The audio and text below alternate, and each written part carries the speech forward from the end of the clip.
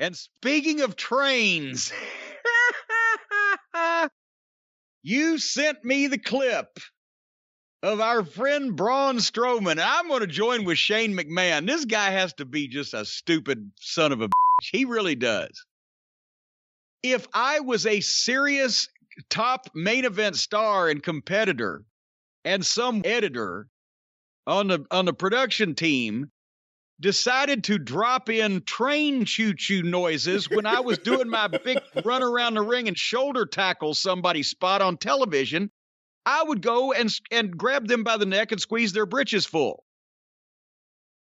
But apparently, Jesus Christ, I thought it was a rib. I thought that had been added in by some wise ass on the internet. But that's the way they aired that segment of his match, was it not? That was the way it aired on Raw, allegedly. And I say that because I didn't watch because it's Raw. But as soon as it aired, immediately, like seconds later, the tweets started coming in. Oh my God, you have to show Jim Cornette this. And I'm thinking, what could it be?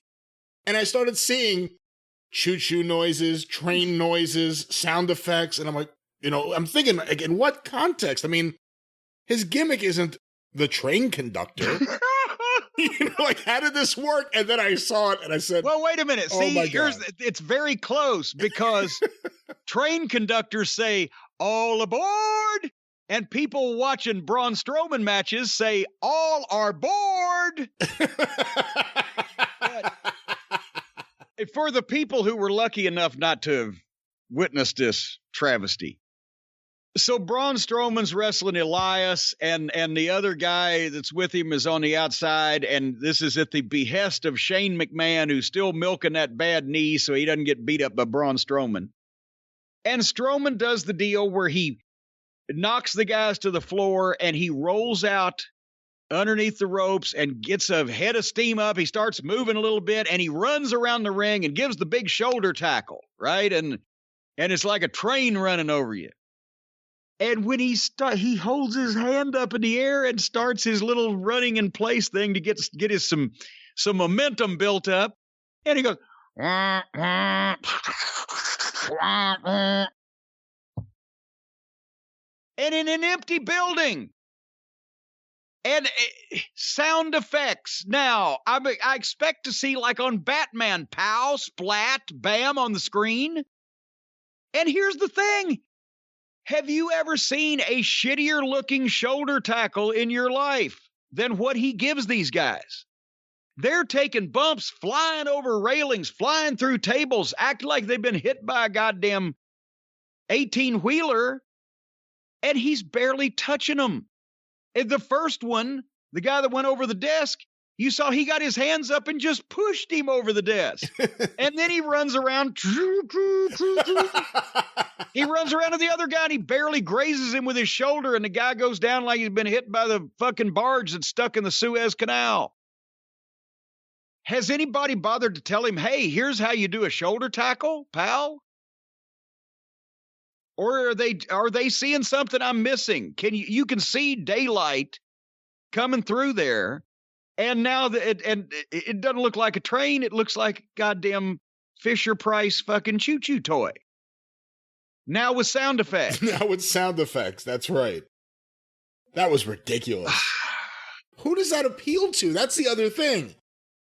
If the argument is, oh, well, this is for kids, I would get it. However, based on the demos we see, kids aren't really watching. I mean, that isn't the audience for Raw. It's older people.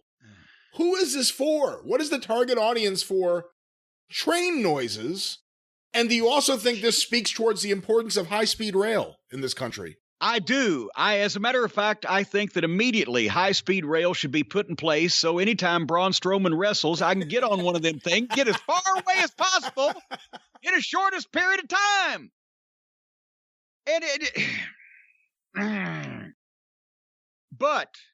And of course, then Shane ran away. And they missed a golden opportunity because, of course, once that Strowman's got the guys down and he's after Shane, Shane has to Shane hits him with the crutch and he doesn't sell it.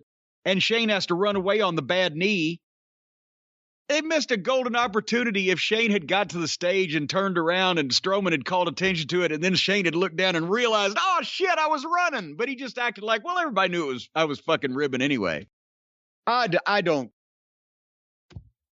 know. I don't understand the whole thing, but now we've got sound effects.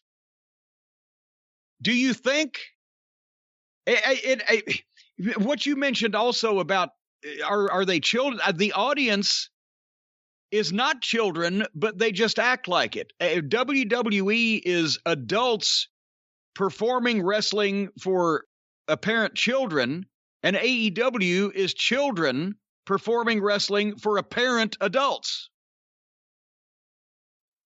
The WWE fans are watching WWE because they actually kind of liked wrestling, and that's what they've got used to, and they want it to make sense. And over on the other channel, they're watching wrestling that they don't want to make sense. So I don't know who the adults in this room are.